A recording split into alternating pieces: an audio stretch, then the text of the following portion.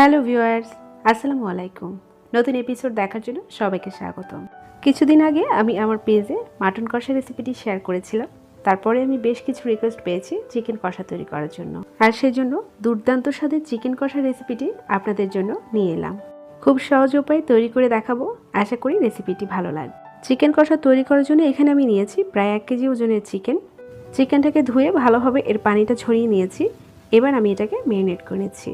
প্রথমে দিয়ে দিয়েছি পরিমাণ মতো লবণ, আর সাথে দিয়ে দিয়েছি হাফ চা চামচের মতো হলুদ গুঁড়া, সাথে আরও দিয়ে দিয়েছি হাফ চা চামচের মতো ধনে গুঁড়া, আর দিয়ে দিয়েছি লাল মরিচের গুঁড়া 1 চা চামচের মতো। সাথে আরও অ্যাড করে দিয়েছি 2 চা চামচের মতো আদা বাটা আর রসুন বাটা। 1/3 কাপের মতো টক দই আমি ভালোভাবে ফেটিয়ে নিয়েছি। এবার সমস্ত উপকরণ আমি খুব ভালোভাবে হাত দিয়ে চিকেনের সাথে মেখে নিচ্ছি। মশলাটা এমনভাবে মাখাতে হবে যেন সম্পূর্ণ মশলাটা চিকেনের সাথে কোট হয়ে যায়।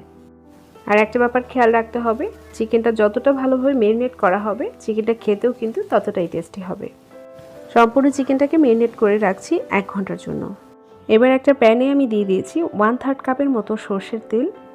সর্ষের তেলটা খুব ভালোভাবে গরম হওয়ার পর আমি এখানে দিয়ে দিয়েছি 2 স্টিকের মতো দারুচিনি, দিয়ে দিয়েছি 2টি সবুজ এলাচ, আর দিয়ে দিয়েছি 1টি তেজপাতা। এই মশলাগুলোকে আমি হালকা একটু ভেজে নেব সুন্দর একটা অ্যারোমা আসা পর্যন্ত। এবার আমি এখানে অ্যাড করে দিয়েছি প্রায় 1 কাপের মতো পেঁয়াজ কুচি। আপনারা চাইলে এখানে পেঁয়াজ বেরেস্তাকে ব্লেন্ডারে পানি দিয়ে ব্লেন্ড করে দিতে পারেন, তবে আমি এখানে প্রায় পেঁয়াজটাকে ভেজে বেরেস্তার মতো করে নিচ্ছি। ভাজতে ভাজতে এক পর্যায়ে দেখা যাবে পেঁয়াজের কালারটা এমন গোল্ডেন ব্রাউন কালার হয়ে যাবে। পেঁয়াজের কালারটা এমন গোল্ডেন ব্রাউন কালার হওয়ার পর আমি এখানে অ্যাড করে দিয়েছি হাফ চা চামচের মতো আদা বাটা আর হাফ চা চামচের মতো রসুন বাটা। এবার আবারও আদা রসুনটাকে ভালোভাবে একটু ভেজে নেব। পেঁয়াজটা ভাজা হয়ে গেলে এখানে আমি অ্যাড করে দিয়েছি হাফ চা চামচের মতো হলুদ গুঁড়া, হাফ চা চামচের মতো লাল মরিচের গুঁড়া, আর 1 চা চামচের মতো গরম মশলার গুঁড়া। এবার সমস্ত মশলা আবারও একটু ভালোভাবে ভেজে পেঁয়াজের সাথে মিশিয়ে নিচ্ছি। এবার এখানে আমি অ্যাড করে দিয়েছি বড় সাইজের একটা টমেটোকে আমি কিউব করে কেটে নিয়েছি, আর সেই টমেটোটা আমি দিয়ে দিয়েছি। আপনারা চাইলে এখানে টমেটো পিউরিটাও দিতে পারেন। টমেটোটা একেবারে নরম হয়ে গলে যাওয়া পর্যন্ত আমি এটাকে নেড়ে চেড়ে মিক্সড করে নিচ্ছি। টমেটোটা অনেকটাই সেদ্ধ হয়ে গেছে। এবার একটা ঢাকনা দিয়ে ঢেকে আমি রান্না করব প্রায় 2 মিনিটের মতো। মশলার তেলটা মশলার উপর ভেসে উঠেছে, তার মানে মশলাটা কষানো হয়ে গেছে। এবার আমি এখানে দিয়ে দিয়েছি সেই ম্যারিনেট করা চিকেনটা, আর চিকেনটাকে খুব ভালোভাবে মশলার সাথে নেড়ে চেড়ে মিক্সড করে নিচ্ছি।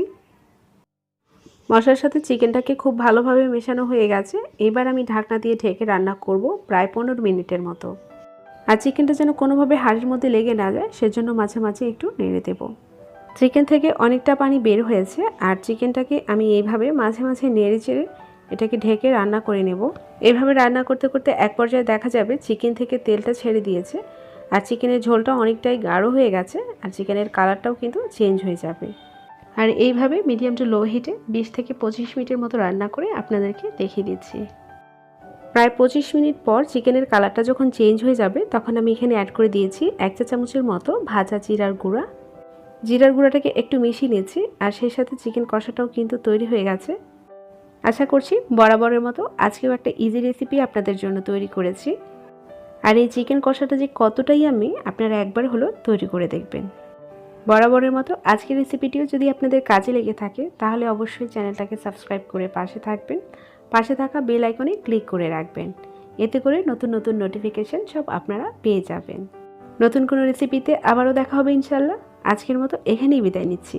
আল্লাহ হাফেজ।